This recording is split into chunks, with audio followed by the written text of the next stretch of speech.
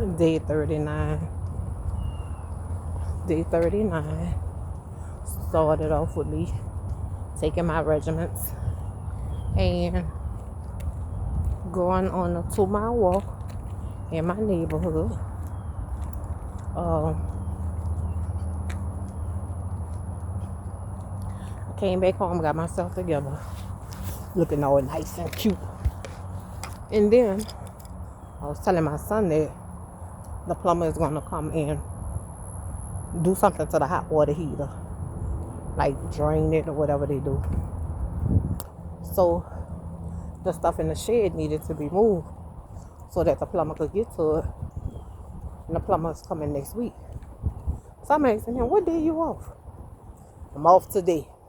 When you off again, son? Friday. Well, Friday ain't gonna work for me because I'm gonna be doing cakes. When you off again? Look, mama, let's do this today. Boy, I just went on a 2 mile walk. I just got out the shower. I'm looking cute. I won't go in no dang on shade with all the dust and bugs and spider webs or whatever. So it's now or never, mama. So me and my husband, we go out there. I get my little gloves and my little apron on because I don't want to get uncute. And I go out there and we get rid of some stuff. And while we getting rid of some stuff, I found a note from my mama saying that she's proud of me. I'm gonna post a note too. So out of all the things that was out there, my children, baby blankets and stuff like that, and just making sure everything that's supposed to be in bins and in plastic containers or plastic is still intact, and then reorganizing stuff so I could get to the Christmas stuff so it's not way to the back and all that good stuff. So we do that.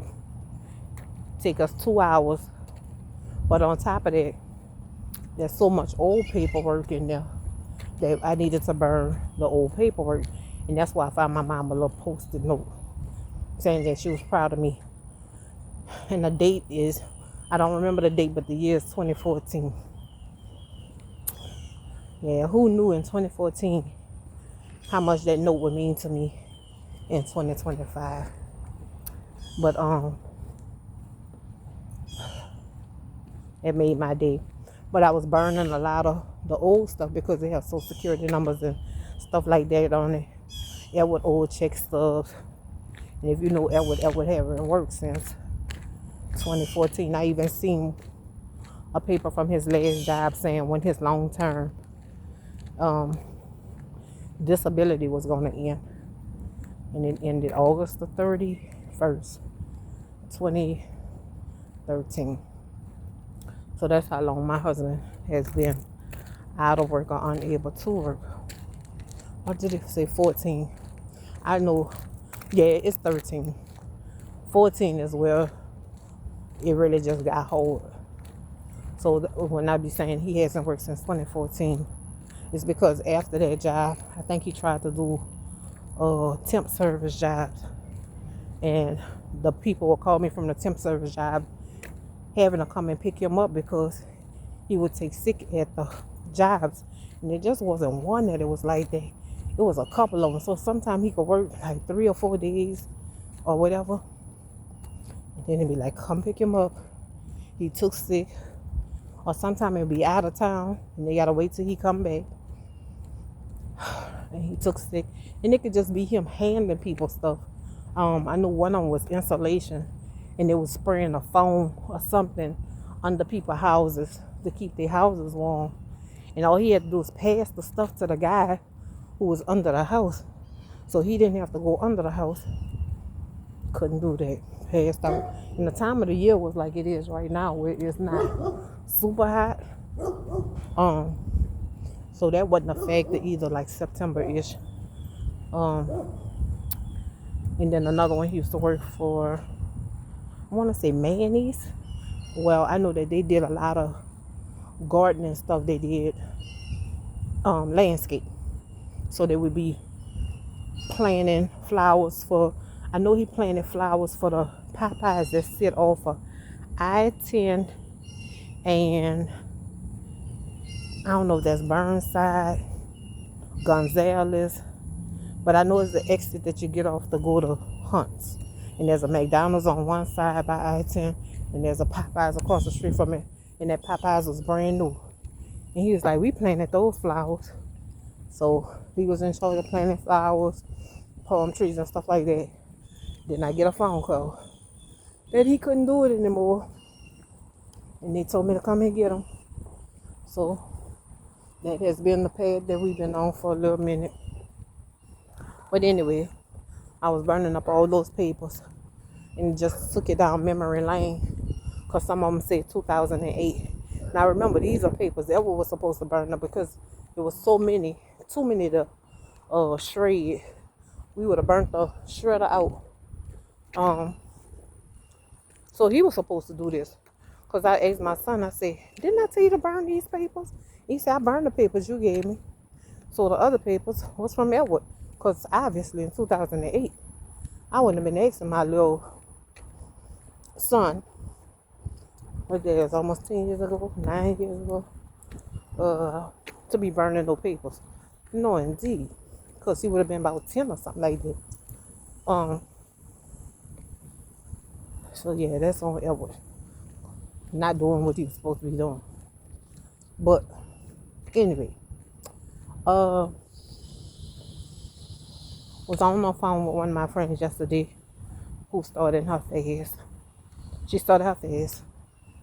I'm saying yesterday because, you know, I'm always a day late. This is actually day 40, but we're not going to talk about that.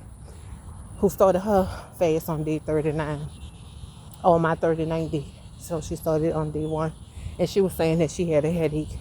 So she and I talked briefly about, you know, the fast. And she knew way more than I know, because she's been on a journey such as this before. She has medical background, so she knows what it does for you. She knows how it's supposed, that it's not supposed to, that it resets you. Hence the shirt, reset. We'll talk about that after that. I'm getting distracted. But anyway, so she and I were talking, and I mentioned a couple of things about my husband. And she told me what was needed to be said. She said, it's not him, it's you. So she told me some other things. I know my assignment, you know, because I wasn't clear on what my assignment was, because I don't know if you can hear in some of my videos, my husband has been one of the hard parts of my fast. Of course, the devil's gonna use whatever is closest to you to vex you even more. He used this, he used that, he used this, and I think I'm gonna write a list of things that has happened along this fast. But still, I stand. And then day 40, I can say to God be the glory. But let's talk about day 39. So the things that she told me were revelation. From the cleaning off of the roof, that God was preparing me to get rid of whatever before the storm. And also that God was going to be doing some other things. And I already know what it is. So of course, in my emotional fasting state, I cry. Because it's cleansing. I'm not just cleansing that part of my body. The tears are also cleansing. So I cry. Because what she's saying is revelation. And before we got off the phone, the headache that she had went away. And the heartache that I was having went away. And she prayed. So I just want to let her know that I love her. And I thank her for that, because there's plenty of times that God may use you to tell somebody something or do something, and you renege on doing it because you feel some type of way. not knowing that that person really needs it. And although they may or may not receive it in that moment, they heard you and they know what they're supposed to be doing. So, just saying that. Let me stop and start again because I'm tired of editing my videos.